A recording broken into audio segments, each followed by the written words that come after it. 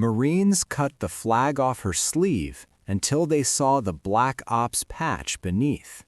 The scissors sliced through the fabric, cutting away the American flag patch. The Marines glanced at each other, confused. Who was she, really? The morning sun hit the training yard like fire, reflecting off polished boots and hardened faces. New recruits lined up, eyes straight ahead, rifles gripped tightly. Among them, she moved with quiet confidence, her sleeves rolled up, her presence understated, yet commanding. The squad leaders had one goal that day: test every recruit, every outsider, every anomaly. And this woman? She didn't belong, or so it seemed. The patch on her sleeve had caught their attention first, a bold American flag that they assumed meant nothing more than standard protocol. When the order came, one Marine stepped forward, cutting the flag off her sleeve, expecting defiance or confusion. Instead, she watched calmly. Her hands rested lightly at her sides, posture perfect. Her eyes didn't flash with anger. They didn't even flash at all. But then they saw it. Beneath the flag, stitched neatly into the uniform, was another patch, black, ominous, unmistakable. The emblem of the elite Black Ops unit, a secret few had ever glimpsed outside classified missions. The Marines froze. Their surprise wasn't just because of her skill or composure.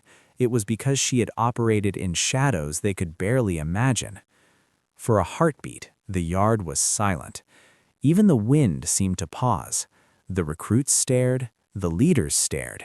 And in that instant, everyone realized appearances could be deceiving. Rank, patches, and insignias were not the measure of experience. She didn't move, she didn't speak, yet her presence said everything. This was someone who had seen the impossible and lived to tell the story. The Marines blinked, some exchanging nervous glances. The Black Ops patch wasn't just a symbol, it was a warning. The kind of warning you recognized too late if you underestimated it. Who is she?" one recruit whispered, barely audible.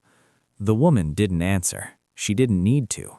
Her calm, measured breathing, the slight flex of her hands, the way she carried herself, everything spoke louder than words ever could. Every Marine in the yard could sense it. This wasn't a standard officer or instructor. She was something else entirely. The squad leaders stepped forward, trying to regain control, issuing orders, drilling commands. Yet even their authority seemed smaller here. She moved through the formation with precise steps, observing, correcting stances, adjusting groups. Her eyes caught mistakes they didn't even realize they were making. A training drill began, one designed to test speed and coordination. Recruits scrambled, shouting, rifles moving in practiced chaos. One Marine hesitated, unsure of his target. Before he could act, she was there. Smooth, silent, efficient. A guiding hand, a corrected stance, a subtle nudge that changed the outcome in an instant. No one had expected it. Not the recruits, not the leaders. She was fast, flawless, untouchable, and every correction carried authority, proof of countless missions in environments most Marines would never see. Whispers spread through the ranks. Black Ops. Unreal. I've read about her. She continued moving, assessing, correcting, never raising her voice. The drill ended, yet the yard didn't erupt in applause. Instead, there was something heavier. Respect. Quiet, instantaneous, earned in a single morning. Even the Marines who had cut the flag off her sleeve now looked differently. They realized their assumptions had been foolish. Her patch didn't just represent an elite unit, it represented survival, skill, and a lifetime of missions executed in secrecy. And in that moment, one thing became painfully clear. No one provoked someone with that patch without consequences. The training yard had gone from routine to tense in moments. Recruits whispered nervously, eyes darting between her and each other. No one dared test her now, not out loud at least. Then came the next challenge, an obstacle course designed to push strength, speed, and endurance. Marines charged forward, sprinting, climbing, firing simulated rounds, all with precision expected in elite units. She moved differently, not faster, not louder, but smoother, almost like she flowed through the chaos. Every jump, every maneuver, every correction was flawless. She demonstrated how to anticipate danger, how to conserve energy, how to move efficiently under pressure. It wasn't showmanship, it was instinct, honed by years of classified missions most could never imagine. A recruit stumbled over a low wall. Before anyone could react, she was there, guiding him, correcting his footing, steadying his rifle, all without breaking her stride. Another Marine misfired, panic rising in his eyes. She leaned in, calm, precise, correcting his aim. In seconds, the yard had gone from disorder to discipline, without a word raised, without a shout, without a single explosive gesture. The Marines who had cut the flag off her sleeve now stared in awe. Their earlier defiance had been naive, almost foolish. Here stood someone who had walked in shadows, survived missions that were top secret, operated in environments they could barely comprehend. And yet she did it all with grace, control, and authority. One squad leader finally swallowed his pride and spoke. "Chief, ma'am, how do you do that?" She glanced over her shoulder, expression unreadable but firm. "You do it because you've trained to survive. You don't provoke someone who has lived it." That sentence landed like a punch. It wasn't just a warning, it was the culmination of decades of experience distilled into one quiet truth. Skill, patience, and discipline always outweigh arrogance and assumptions. The recruits fell silent.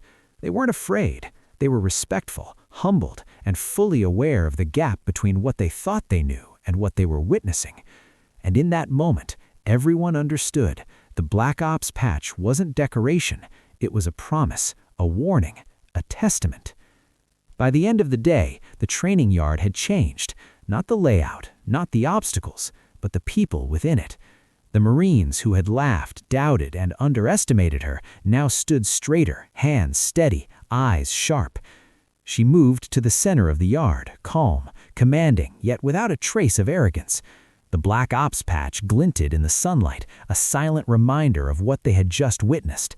No one spoke. Words felt unnecessary. The lesson had already been delivered through action, precision, and restraint. One Marine, the one who had cut the flag off her sleeve, stepped forward, his head bowed slightly. He had wanted to challenge her, to test her. Now he understood the weight of her presence. The patch, the training, the history behind her movements. It was more than skill. It was survival, loyalty, and honor condensed into motion. "Today wasn't about strength," she said quietly, her voice steady, carrying over the yard. "It wasn't about proving yourself to me. It was about proving yourself to each other. Discipline, respect, awareness, that's what keeps you alive. That's what keeps your team alive." The recruits absorbed every word. Some nodded, some clenched their fists, not in fear but in renewed determination. They had thought they were training a superior officer. Instead, they had trained under a living legend. She walked away, leaving the Marines to digest what had just occurred. Their movements felt sharper, their coordination tighter, their understanding of respect deeper. No one would ever underestimate the patch or the person beneath it again. And in the quiet aftermath, one truth remained. Appearances can deceive. A flag can hide decades of experience. But when it is revealed, respect is instant, lessons are permanent, and those who provoke underestimate at their own risk. This is united war, where honor, skill, and discipline speak louder than words, and some lessons are learned the hard way.